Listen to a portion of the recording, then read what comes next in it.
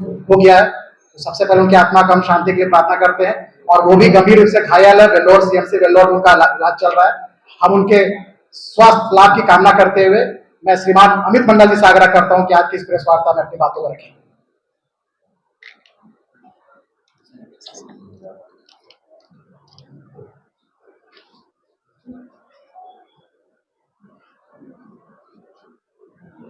सभी मीडिया गणों को प्रणाम करे छे। उम्मीद करे छे कि सब ठीक ठाक है। दोस्तों, ये जो अभिनंदन मैंने किया, ये अभिनंदन मैंने अंगिका में किया, और ये अभिनंदन करने का मतलब आपको अब स्पष्ट हो गया होगा कि जिस क्षेत्र से मैं आता हूं वो अंगिका बाहुल्य क्षेत्र। लेकिन इसी अभिनंदन को यदि मैं दूसरे तरीके से करूं, सबको सलाम, उम्मीद है कि आप लोग खैरियत हैं।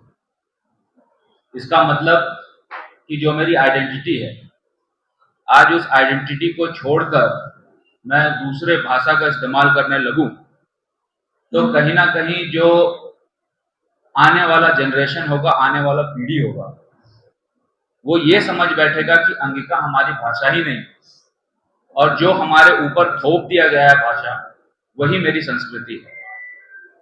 और यदि उर्दू को कंपलसरी कर दिया जाए नौकरियों में, तो जो अंगिका भी बोल रहे हैं, जो उड़िया भी बोल रहे हैं, जो हो कुड़ुक मुंडारी भी बोल रहे हैं, वो भी कहीं ना कहीं उर्दू को ही अपनी भाषा समझ रहे हैं।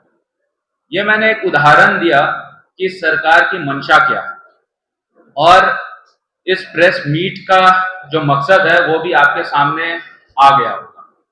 मैं धन्यवाद आभार प्रकट करता हूं अशोक जी का, मैं धन्यवाद आभार प्रकट करता हूं शशांक जी का, जो हमारे साथ इस प्रेस कॉन्फ्रेंस में है। इस प्रेस कॉन्फ्रेंस को हम लोगों ने दो बिंदुओं में बांटा है। एक तो जो पॉलिटिकल मुद्दा है, भाषा विवाद को लेकर जो पॉलिटिकल मुद्दा है वो एक पहलू है, और दूसरा है कल्चरल मुद्दा, जो भाषा विवाद के कारण आने वाले पीढ़ियों को झेलना पड़ेगा। तो सबसे पहले मैं पॉलिटिकल मुद्दे की तरफ जाऊंगा, और आज की डेट में झारखंड सरकार, ये अबुआ सरकार जो अपने आप को कहती है, ये अबुआ सरकार नहीं, ये बबुआ सरकार है। और ये इसमें बोलने में मुझे कोई अतिशयोक्ति नहीं है कि ये महुआ सरकार है। सरकार की जो पॉलिसीज बनती है वो बिना तथ्य, बिना आधार, बिना कोई शोध के बनती है, और जिसका सबसे बड़ा प्रमाण आप सभी प्रेस मीडिया के पास जेटेट की जो क्षेत्रीय और जनजातीय भाषाओं की सूची जारी हुई है, उसके आधार पर आप इसको देख सकते हैं। जेटेट की जो क्षेत्रीय और जनजातीय भाषा की सूची तैयार हुई है, उसको अगर आप गौर से देखेंगे तो आपको साफ स्पष्ट हो जाएगा कि झारखंड सरकार को अपने प्रदेश की जानकारी ही नहीं है। और झारखंड सरकार को अपने प्रदेश की जानकारी इसलिए नहीं है क्योंकि आप बताएं कि रांची के बगल में खूंटी है, और खूंटी में जो है, जो बोलचाल की भाषा, जनजातीय भाषा है, वो मुंडारी है, और जेटेट की नियमावली से क्षेत्रीय जनजातीय भाषाओं में मुंडारी को हटा दिया गया। क्या आधार था मुंडारी को हटाने का, ये सरकार को स्पष्ट करना चाहिए। वहीं आप पलामू गढ़वा की तरफ जाएं तो जनजातीय भाषाओं में नागपुरी और कुड़ुक को जोड़ दिया गया है। ये हो सकता है कि कुछ पॉपुलेशन पॉकेट में पॉपुलेशन वहां नागपुरी और कुड़ुक बोलते हैं, लेकिन बहुसंख्यक जनसंख्या गढ़वा में, पलामू में जो है भोजपुरी बोलती है, और भोजपुरी भी कहा जाए पलमुआ भोजपुरी बोलती है, ये कहना और ज्यादा सटीक होगा। सरकार को इसकी भी जानकारी नहीं, और सरकार ने भोजपुरी को पलामू गढ़वा से भी हटाने का काम किया। वहीं आप संथाल की तरफ जाएं तो वहां पे तो अन्याय हो गया, और मैं संथाल में अन्याय हो गया इसलिए कह रहा हूं क्योंकि गोड्डा में बहुसंख्यक भाषा अंगिका है, देवघर में बहुसंख्यक भाषा अंगिका है, और अंगिका का स्थान क्षेत्रीय भाषाओं में गोड्डा देवघर में ना होना, क्षेत्रीय भाषाओं में, ये सबसे बड़ा सवाल खड़ा करता है कि आखिर सरकार ने किस आंकड़े के तहत, सरकार ने किस एनालिसिस के तहत जेटेट की नियमावली को निकाला। जेटेट की नियमावली को आप देखेंगे और खासकर भाषा को देखेंगे तो किसी में तालमेल दिखता हुआ नजर नहीं आता। आपने जनजातीय भाषाओं की तो बात की, लेकिन इसके साथ साथ क्षेत्रीय भाषाओं में जो विसंगतियां आई है उसमें सरकार को किसने इनपुट दिया, यह सरकार को स्पष्ट करना होगा। मैं सीधा सीधा सरकार से सवाल करता हूं कि सरकार ने यदि मुंडारी को खूंटी से हटाया तो किस बेसिस पे हटाया, यह सरकार स्पष्ट करे। सरकार ने भोजपुरी को पलामू गढ़वा से हटाया तो सरकार ने कौन सी वहां पे जनसंख्या काउंटिंग की, ये सरकार को स्पष्ट करना चाहिए। सरकार ने अंगिका को गोड्डा से हटाया तो किस जनसंख्या के आधार पर, किस एनालिसिस के आधार पर सरकार ने हटाया, यह सरकार को स्पष्ट करना चाहिए। सरकार ने कुड़माली को गोड्डा से हटाया तो कौन से काउंट के आधार पर हटाया, यह सरकार को स्पष्ट करना चाहिए। और सरकार का ये थीसिस देना कि पत्र लिखा गया है, जो कि हालिया दिनों में आपको भी पता है कि फाइनेंस मिनिस्टर राधाकृष्ण किशोर जी ने एक पत्र मुख्यमंत्री को लिखा था। तो ये पत्र लिखना, लव लेटर लिखना, यह बंद करे यहाँ के सरकार और मंत्री, क्योंकि आपकी जानकारी में होगा कि इससे पहले भी भाषा विवाद जब शुरू हुआ था तो मिथिलेश ठाकुर जी जब मंत्री हुआ करते थे तो उन्होंने भी पत्र लिखा था मुख्यमंत्री को कि भोजपुरी को गढ़वा पलामू में जोड़ा जाए। आज जब पुनः जेटेट की नियमावली निकली है तो फिर से वो मिस्टेक, फिर से वो गलती ये सरकार कर रही है। तो सरकार ये गलती नहीं कर रही है, सरकार ये जानबूझकर प्रयास कर रही है कि हमारे आइडेंटिटी को, हमारी संस्कृति सभ्यता को मिटाए और हमारे ऊपर ऐसी चीजें थोप दे जो हम लोग कभी फॉलो नहीं कर पाए हैं और भविष्य में फिर हम लोगों को लगे कि यही हमारी संस्कृति और सभ्यता है। दोस्तों, बहुत ऐसी बातें हैं जो आपके समक्ष रखने योग्य हैं। उसमें प्रमुख तौर पर मैं गोड्डा की बात करते हुए ये कहूंगा कि रघुवर दास जी की सरकार में अंगिका को द्वितीय राजभाषा का दर्जा हम लोगों ने दिलाया था और अमित मंडल 2019 में जब विधायक बनकर आया था तो अंगिका में मैंने शपथ लिया था। और अभी वर्तमान में जो आपके ग्रामीण विकास मंत्री दीपिका पांडे सिंह है, उन्होंने भी 2024 में जब वो विधायक बनी थी तो अंगिका में शपथ लिया था।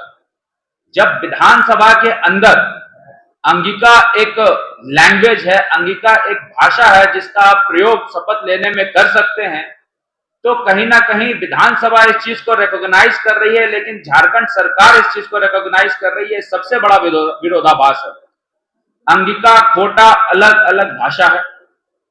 गोड्डा में हो सकता है खोटा पॉकेट्स में बोली जा रही हो, लेकिन बहुसंख्यक अगर देखा जाए तो अंगिका गोड्डा और देवघर में बोली जाती है। गोड्डा में दूसरी क्षेत्रीय भाषा बंगला है। वहां पर कई ऐसे गांव कस्बे हैं जहां बंगाली भी बोली जाती है। और देवघर में यदि आप मधुपुर का भी इतिहास उठाकर देखें और देवघर का भी इतिहास उठाकर देखें तो बंगला भी देवघर में क्षेत्रीय भाषाओं में शुमार हो सकता है, लेकिन बंगला वहां से देवघर से भी गायब है। तो सरकार को अंडरस्टैंडिंग ही नहीं है पूरे प्रदेश की कि आखिर किस क्षेत्र में कौन सी भाषा बोली जा रही है।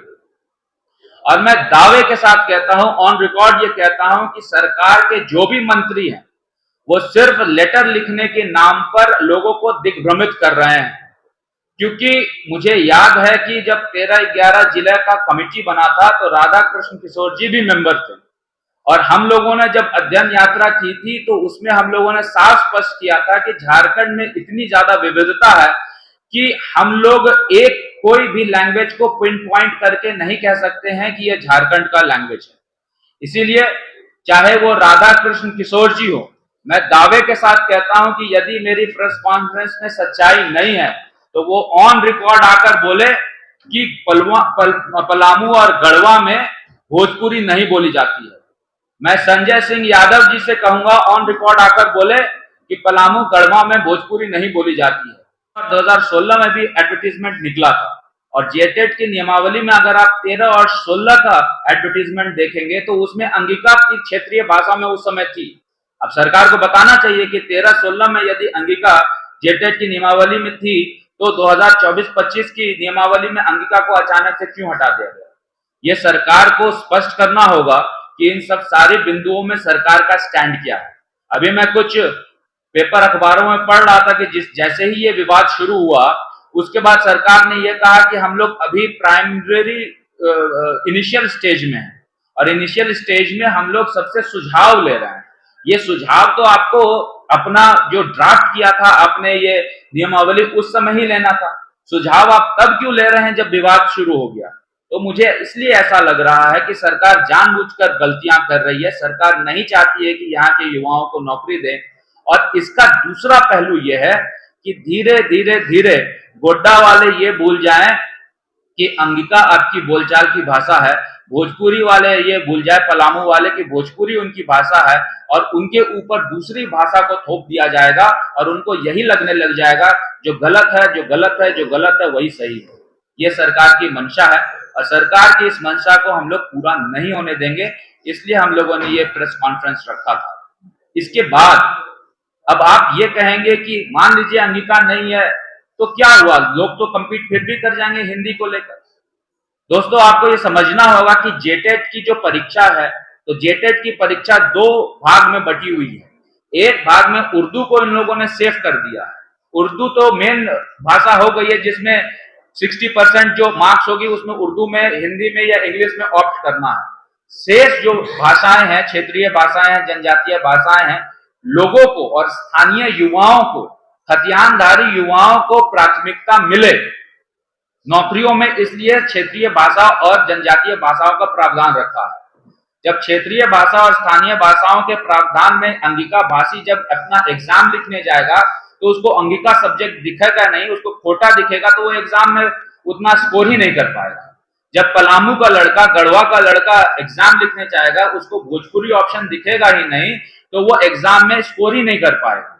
जब खूंटी का लड़का एग्जाम लिखने जाएगा और उसके जनजातीय भाषाओं में मुंडारी दिखेगा ही नहीं तो वो जेटेट के एग्जाम में स्कोर ही नहीं कर पाएगा।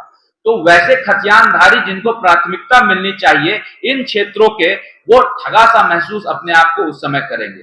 यह भविष्य की बात है, ऐसा उसमें जो है प्रावधान सरकार ने किया है। अब सरकार क्या करती है, सरकार को जवाब देना चाहिए। जैसा मैंने कहा कि आप इन सारे लोगों से, मैं मीडिया के सभी लोगों से अनुरोध करूंगा जिनका जिनका नाम मैंने लिया है, इन सारे लोगों से आप पूछे कि आपके क्षेत्र में कौन सी भाषा बोली जाती है और यदि ये भाषा बोली जाती है तो आपने अपने युवाओं के हक की लड़ाई के लिए सरकार पे दबाव बनाया कि नहीं बनाया, और अगर आपने नहीं बनाया तो क्यों नहीं बनाया। ये सीधा सीधा सवाल हेमंत सोरेन जी से, उनके मंत्री से, उनके विधायक से और उस क्षेत्र के संबंधित जो नेतागण है उनसे पूछनी चाहिए। इसलिए मैंने आज यहाँ पे ये प्रेस कॉन्फ्रेंस आयोजित किया पार्टी के द्वारा।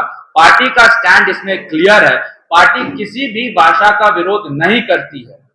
पार्टी ना खोटा का विरोध करती है, ना अंगिका का विरोध करती है, ना मगही का, ना हो मुंडारी का विरोध करती है। पार्टी सिर्फ इतना ही कहती है कि जो भी इस क्षेत्र की भाषा है, जो झारखंड प्रदेश की भाषा है, उस भाषा का सम्मान होना चाहिए और भाषा का सम्मान यदि नहीं होगा तो भारतीय जनता पार्टी आंदोलन करने के लिए बाध्य हो जाएगी। क्योंकि युवाओं की हक की लड़ाई यदि किसी ने शुरू की है तो वो भारतीय जनता पार्टी ने इस विवाद को खड़ा करके, इस मुद्दे को खड़ा करके शुरू किया है और इस मुद्दे पे सरकार को झुकना होगा। जैसा मैंने कहा कि इसका प्रेस कॉन्फ्रेंस का दूसरा पहलू भी है। दूसरा पहलू यह है कि भाषा अपने आप में आपकी संस्कृति, आपके सभ्यता को दर्शाता है।